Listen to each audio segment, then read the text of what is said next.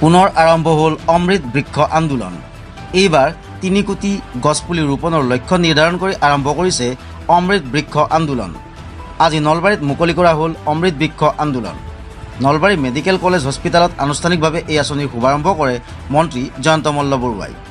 মাকৰ নামত এটি গছপুলি ৰোপণ কৰাৰ লক্ষ্যৰে আত্মসহায়ক গোটৰ মাজত বিতৰণ কৰা হয় গছপুলি।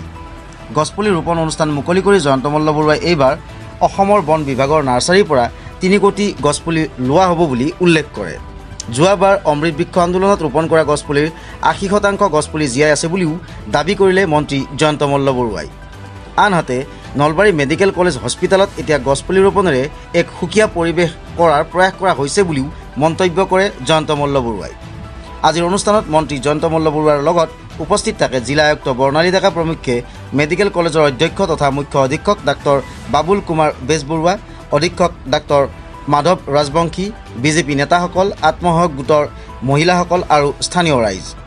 ইয়াৰ পূৰ্বে মন্ত্ৰীগৰাকীয়ে নলবাৰী চিকিৎসা মহাবিদ্যালয়ৰ আটাইকেইটা বিভাগৰ বিষয়াসকলৰ সৈতে আজি এক সামগ্ৰিক পৰ্যালোচনা বৈঠকত অংশগ্ৰহণ কৰি অনুষ্ঠানটোৰ সৈতে জড়িত বিভিন্ন গুৰুত্বপূৰ্ণ দিশত আলোচনা কৰাও পৰিলক্ষিত হয়।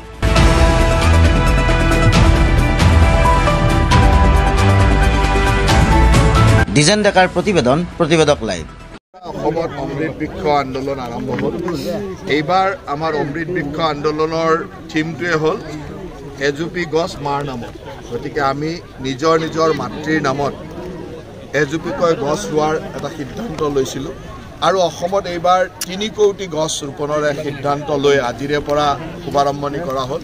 আজি ৰাতিপুৱাই আমাৰ মাননীয় মুখ্যমন্ত্ৰী ডাঙৰীয়াই আমাৰ মিনিষ্টাৰ কলনীৰ ভিতৰতে এজোপা গছপুলি ৰোপণেৰ এই কাৰ্যৰ শুভাৰম্ভণি কৰিলে। তাৰপিছত পলাশবাৰীত বন মন্ত্ৰী ডাঙৰীয়াই আনুষ্ঠানিকভাৱে এই কাৰ্যৰ শুভাৰম্ভণি কৰিলে আৰু ময়ো আহি নলবাৰী মেডিকেল কলেজত এই ধৰণৰ গছ ৰোপণৰ বা অমৃত বৃক্ষ আন্দোলনৰ কাম আৰম্ভ কৰিলোঁ।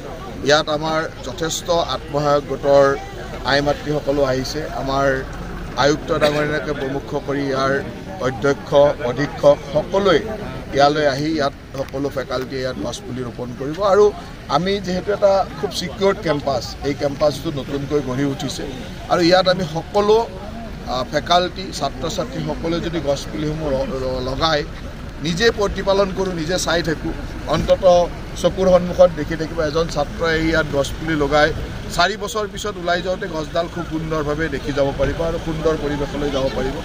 আৰু ইয়াৰ পিছত ২০ বছৰ পিছতো যদি তেওঁ নিজৰ কলেজখনলৈ আহে, এইজোপা গছ মই ৰুইছিলোঁ বুলি এটা স্মৃতি লৈ যাব পাৰিব। আৰু সেইকাৰণে এই গোটেই কেম্পাছটো আমি এটা গ্ৰীণ কেম্পাছ কৰিব বিচাৰিছোঁ আৰু সেইধৰণে আমি যিমান পাৰোঁ ইয়াত গছপুলি, আৰু ইয়াত যি কনষ্ট্ৰাকশ্যন হ'ল ইয়াৰ পিছত আৰু আমি কনষ্ট্ৰাকশ্যন কৰিব বিচৰা নাই। মোটামুটি আমাৰ প্ৰয়োজনীয় কনষ্ট্ৰাকশ্যনখিনি হৈ গ'ল, কিন্তু আমাৰ ৰিপৰ্ট আছে। সেই ৰিপৰ্টতে প্ৰায় ৮৫% গছপুলি বাচে।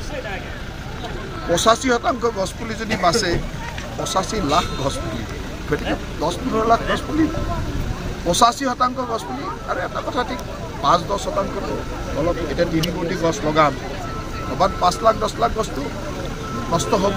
আৰু আমি বিচাৰোঁ যে ১০০%ই হওক, কিন্তু আজিৰ তাৰিখত যিটো পৰিৱেশ, সেই পৰিৱেশে যোৱা বছৰ আমি অত্যন্ত প্ৰতিকূল বতৰত লগাইছিলোঁ, এইবাৰ অনুকূল বতৰত লগাইছোঁ। গতিকে যোৱা বছৰ প্ৰতিকূল বতৰত লগাওঁতে ইমান সুন্দৰ, এইবাৰতো অনুকূল বতৰত লগাইছোঁ। গতিকে মই ভাবোঁ যে এইবাৰ খুব বেছি গছপুলি ৩ কোটিয়ে বচাব পাৰিম বুলি আশা কৰিছোঁ। আৰু এইবাৰ আটাইতকৈ ডাঙৰ কথা হ'ল যে এইবাৰ গছপুলি আমাৰ বন বিভাগে নিজৰ নাৰ্চাৰীত উৎপাদন কৰিছে।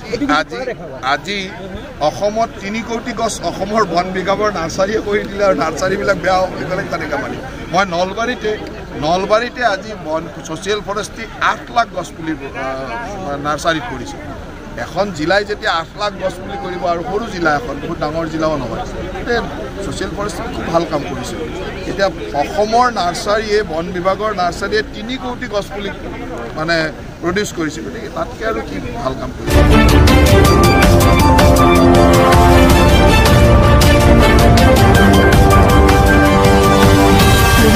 প্ৰতিবেদক লাইভ, পোহৰৰ দিশে এখোজ।